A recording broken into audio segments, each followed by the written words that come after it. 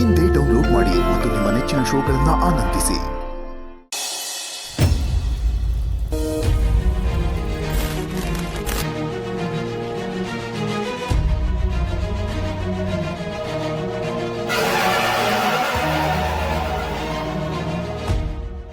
ಜಗತ್ತಲ್ಲಿ ನಿನ್ ಕಾಣದೇ ಇರೋ ಸತ್ಯ ಇದೆ ಅನ್ನೋದನ್ನ ಮರಿಬೇಡ.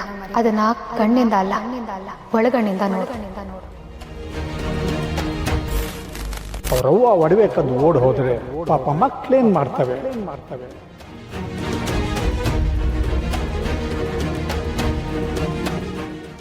ಬಾರು ಏನು ಹೇಳ್ಬಿಟ್ಟು ಹೋದ್ಲು ಅಂತ ಅರ್ಥ ಮಾಡ್ಕೊಳಕ್ ಶುರು ಮಾಡ್ದಾಗಿಂದ ನಂಗೇನೇ ಯೋಚನೆ ಮಾಡಿದ್ರು. ತಾಯಿ ಅನ್ನೋ ಸಂಬಂಧದಿಂದ ನಮಗೇಟ್ ನೋವಾಗೈತೆ, ನಾವೇಟ್ ನೋವು ಅನುಭವಿಸಿದ್ದೀವಿ ಅನ್ನೋದೇ ನನ್ನ ತಲೆಗೆ ಬರ್ತೈತಲ್ಲ. ಅಮ್ಮನೇ ತೆಪ್ಪೋದ್ಮ್ಯಾಕೆ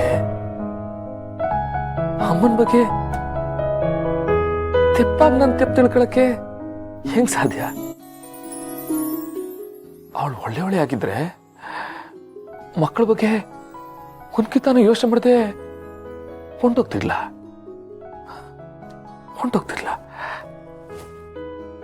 ತಲೆ ಕೆಟ್ಟೋಯ್ತೈತೆ. ಈ ಕಡೆಗೆ ಪಾರು ಮಾತನಂಬ್ಲ, ಆ ಕಡೆಗೆ ಊರ್ ಜನರ ಮಾತನಂಬ್ಲ. ಗೊತ್ತಾಯ್ತಿಲ್ಲ. ಅಲ್ಲ, ನಂಗೆ 5 ನಿಮಿಷಕ್ಕೆ ಪಾರು ಬಿಟ್ಟಿರೋದು ಯೋಚನೆ ಮಾಡಕ್ಕಾಗಿಲ್ಲ. ಅಂತದ್ರಾಗೆ ಆ ವಿಂಗ್ಸು ಅಪ್ಪ ಏನ್ಬಿಟ್ಟು ಈಟೊಂದು ವರ್ಷ ಹೆಂಗವಳೆ ನನ್ನ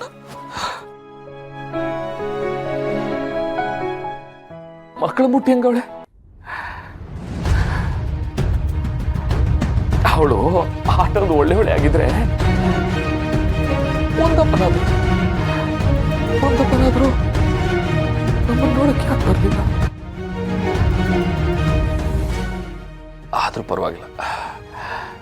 ಬಾರು ಈಟೊಂದು ಹೇಳೋಳೆ ಅನ್ಮ್ಯಾಕೆ ಅದನ್ನ ಸುಮ್ಕೆ ಕಿವಿಗೆ ಹಾಕೊಂಡು ಹೋಗ್ಬಿಡೋಕೆ ಹಾಕಿಲ್ಲ.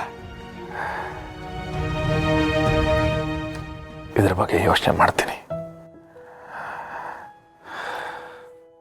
ಬಾರ ಬಗ್ಗೆ ಒಂದಿಷ್ಟು ಕೇಳಿಸ್ಕೊಂಡಿದ್ದಕ್ಕೆ ನಂಗೆ ಎಷ್ಟೊಂದು ಕೋಪ ಬಂದ್ಬಿಡ್ತು.